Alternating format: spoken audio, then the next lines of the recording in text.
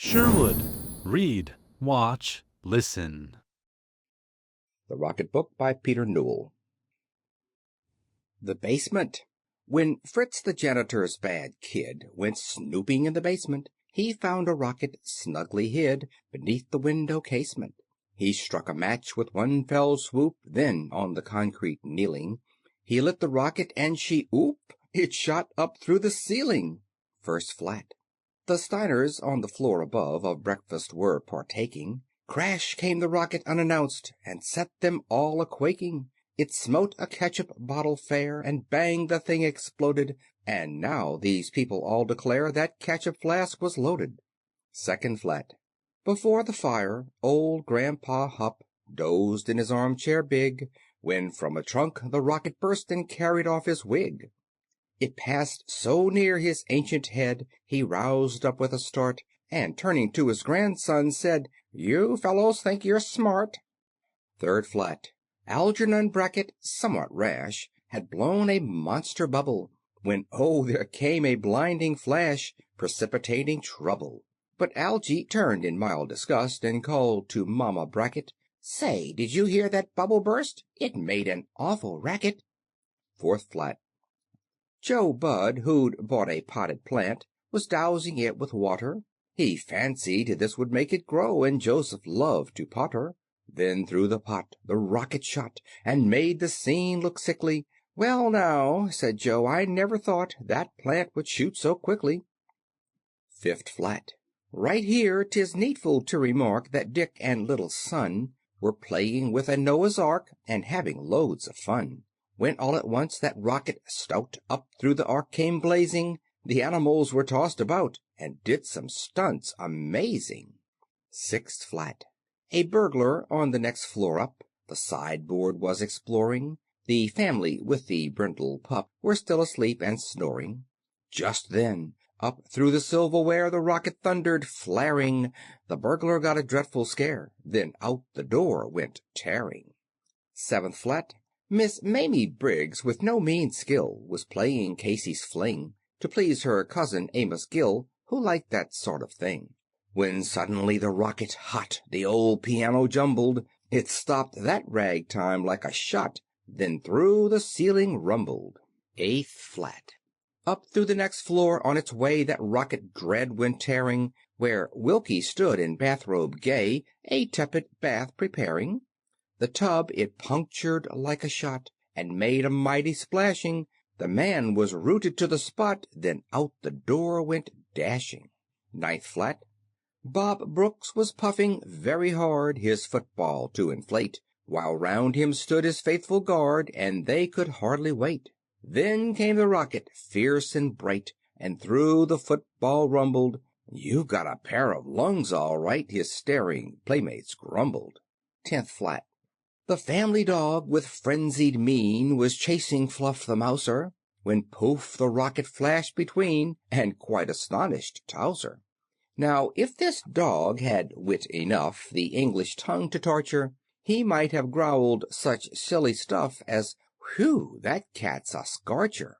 11th flat. While Carrie Cook sat with a book, the phonograph played sweetly. Then came the rocket, and it smashed that instrument completely. Fair Carrie promptly turned her head, attracted by the roar. "Dear me, I've never heard," she said, "that record played before." 12th flat. De Vere was searching for a match to light a cigarette, but failed to find one with dispatch, which threw him in a pet. Just then the rocket flared up bright before his face and crackled, supplying him the needed light. "Thanks awfully," he cackled. 13th flat. Home from the shop came Maud's new hat, a hat of monstrous size. It almost filled the tiny flat before her ravished eyes, when shoop up through the box so proud the rocket flared and spluttered. "I said that hat was all too loud," her peevish husband muttered. 14th flat. Tom's pap had helped him start his train, and all would have been fine had not the rocket, raising Cain, blocked traffic on the line. It blew the engine into scrap, as in a fit of passion. "Who would have thought that toy," said Pap, "would blow up in such fashion?" 15th flat. Orlando Pease, quite at his ease, the Morning Star was reading. "My dear," said he to Mrs. Pease, "here's a report worth heeding." The rocket then, in wanton sport, flashed through the printed pages. The lady gasped, "A wild report!" then swooned by easy stages. 16th flat. Doc Danby was a stupid guy, so lest he sleep too late, he placed a tattoo clock nearby to waken him at 8. But the rocket smote that clock and smashed its way clean through it. "You have a fine alarm," said Doc, "but say, you overdo it." 17th flat. A penny liner, Abram Stout, was writing a description. The flame shot up, he pounded out, then threw a mild conniption, for through his Flemington there shied a rocket hot and mystic. "I didn't mean to be," he cried, "so deuced realistic." 18th flat. Gus Gummer long had set his head upon some strange invention. "Be careful, Gus," his good wife said, "it might explode, I mention." Just then the pesky rocket flared and wrecked that Yankee notion. "I feared as much," his wife declared, then fainted from emotion. 19th flat. While Bert was on his hobby horse and riding it like mad, the rocket on its fiery course upset the startled lad. The frightened pony plunged a lot, like Fury playing tag. "Whoa, Spot," said Bert, "who would have thought you such a fiery nag?" 20th flat. A taxidermist plied his trade upon a walrus's head. It really made him quite afraid to meet its stare so dread, when suddenly the rocket, bright, flared up and then was off.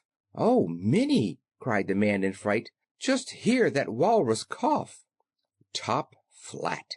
Oh, it was just a splendid flight, that rocket's wild career, but to an end it came all right, as you shall straightway hear. It plunged into a can of cream that Billy Bunk was freezing, and froze quite stiff, as it would seem, and so subsided, wheezing. End of the Rocket Book by Peter Newell. Thanks for watching Sherwood. Scan the QR code to download our free app. Subscribe for unlimited access to books, audiobooks, podcasts, movies, and shows. See you next time.